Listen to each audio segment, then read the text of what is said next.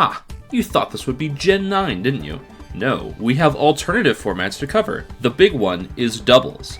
Instead of each Pokemon fighting 1v1, we now have 2v2. This changes the metagame significantly due to different movesets being preferred, alternative abilities being better, and stat lines no longer having as much of an impact. Movesets now change because you have reasons to run things besides the purely strongest moves. Fire Blast is nice and all, but Heat Wave hits both opposing Pokemon. Earthquake's unparalleled greatness goes down a peg when you have the chance to hit your ally Pokemon as well. Helping Hand and Rage Powder become useful when you can actually make use of them. Protect makes a surprise appearance because being able to waste turns is exceedingly valuable. While it does have nice usage in Singles Little Cup for scouting Tree Scarfers and priority moves, repositioning yourself to be in a better position is significant in doubles. This is because speed control is significantly more impactful. With multiple Pokemon on your side of the field, Tailwind and Trick Room become noticeably better. Normally, what makes them bad in singles is their lackluster time in which they are effective, which is only 4 turns, as well as being easily neutered via switching into immunities or resists. Because each player has 2 Pokemon, this becomes significantly harder to stall out because of the increased number of actions each player can take. Using Protect allows you to position yourself well due to stalling out the turns of speed control.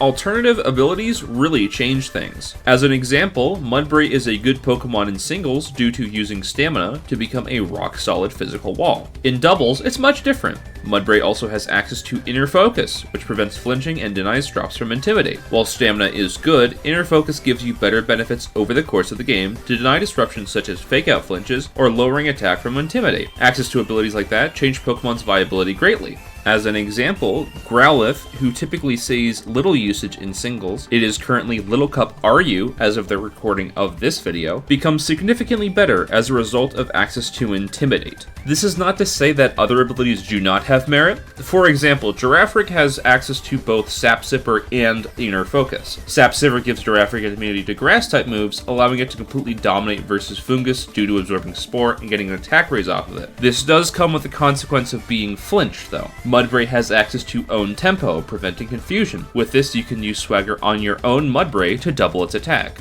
Stat lines mean somewhat less than doubles, as move pools are more important typically. They are still important, as Pokemon like Giraffric and Misdreavus with high base stat totals are pretty great. However, a low speed stat won't kill off a Pokemon's viability. As an example, Metatite, while considered broken in singles, has issues with its speed stat not being fantastic and is often held back as a result.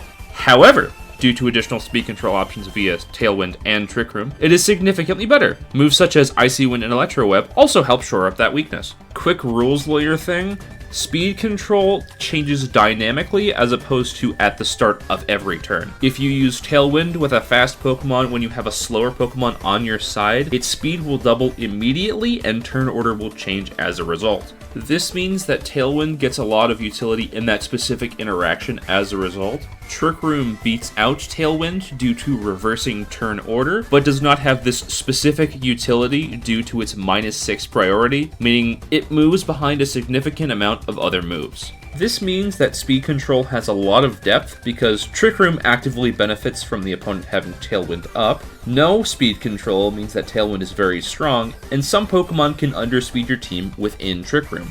Doubles as a format has a higher floor for getting good at the format.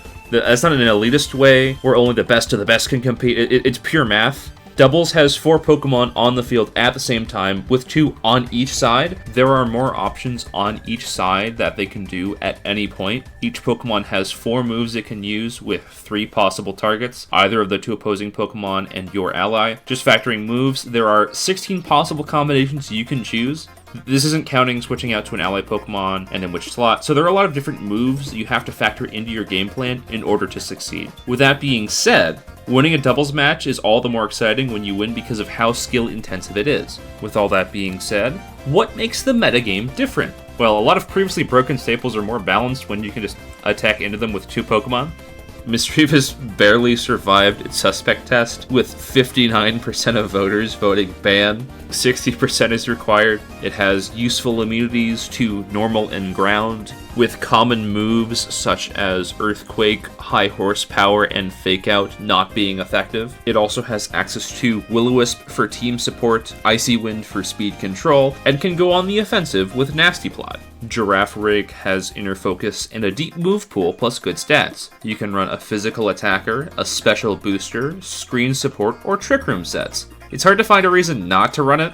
Both can run special sets, which is much better in doubles when Intimidate and Will-O-Wisp are common. Fungus is better in doubles than singles due to its access to Rage Powder for disruption, Spore support to inflict sleep, and Pollen Puff, which can injure enemies and heal allies. The previously mentioned Mudbray has Inner Focus and can function under either of Trick Room or Tailwind. It hits quite hard off of a base 100 attack stat and has good spread moves such as Earthquake and Rock Slide. Gothita has access to Fake Out and Shadow Tag to give guaranteed disruption and to force your opponent into bad matchups. The previously mentioned Metatite was banned in singles for being able to destroy any one Pokemon that was slower than it due to its very good ability, Pure Power. However, its lack of general defensive utility in doubles is an issue. While it does have access to Fake Out and can still hit very hard, its lack of good traits outside of that is what makes it more balanced. I would recommend this metagame to anyone because it's a great starting point due to being a Little Cup format while also being doubles. If you wanted to get into doubles and want to get the fundamental aspects down, this is the place. Thank you all very much for watching. I really appreciate it. If you could like, share, subscribe, comment down below, all that good stuff, I would be very grateful. Thank you as always, and have a good day.